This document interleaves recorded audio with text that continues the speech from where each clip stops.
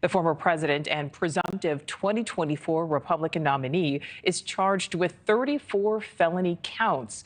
New York prosecutors say Trump falsified business records to cover up a scheme to silence his alleged mistress before the 2016 election. Trump denies those allegations. He has pleaded not guilty.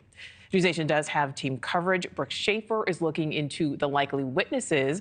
But we start with Laura Ingle outside of that courthouse in Lower Manhattan. So, Laura, what is the latest where you are? Hey, good afternoon. It is, in fact, a historic day getting underway, as we have mentioned here just a few hours ago. The former president arriving here in Lower Manhattan for this criminal trial and jury selection.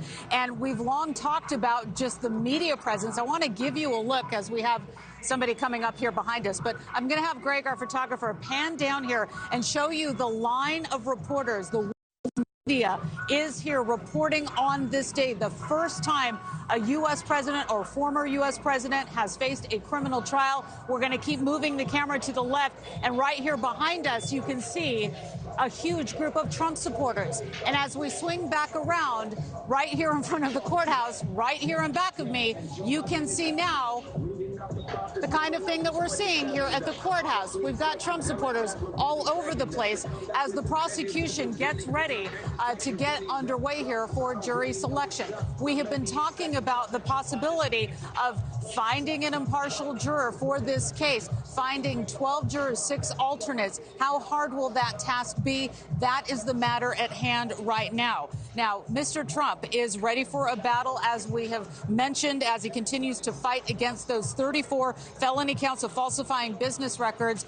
We have some video to show you of his arrival today. All of this for paying a porn star to stay quiet about an alleged affair, those payments being made leading up to the 2016 election. The judge in this case just ruled that prosecutors will be able to introduce evidence from the National Enquirer, which does this catch and kill story thing that we've been talking about for the last few years to help benefit the former president, catching a story that is problematic and then killing the story before it hits the paper. Mr. Trump has tried several times to get this trial postponed, the case dismissed, and the judge removed to no avail. Listen here.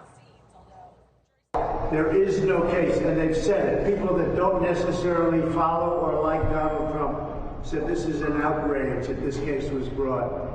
This is political persecution. This is a persecution like never before. Nobody's ever seen anything like it. And again, it's a case that should have never been brought. Okay, so let's talk about this questionnaire. Potential jurors have a somewhat lengthy questionnaire to fill out and will be asked questions such as, do you have any strong opinions or firmly held beliefs about former President Donald Trump or the fact that he is a current candidate for president that would interfere with your ability to be a fair and impartial juror? Another question reads, can you give us your assurance that you will decide this case solely on the evidence you see and hear in this courtroom and the law as the judge gives it? Now, we spoke with a professor at New York's John Jay College of Criminal Justice just this morning about what the prosecutors and defense team are up against selecting a juror, who told us selecting a jury in New York City might actually be the best thing for this case. Listen here. They actually have a better chance of it in Manhattan than they do elsewhere, in part just because of the sheer size of the population of Manhattan. Again, you know, part of it is not to find jurors no preconceived notions of Trump, but those that can set aside whatever preconceptions they have and focus only on the evidence and apply the law as the judge instructs them.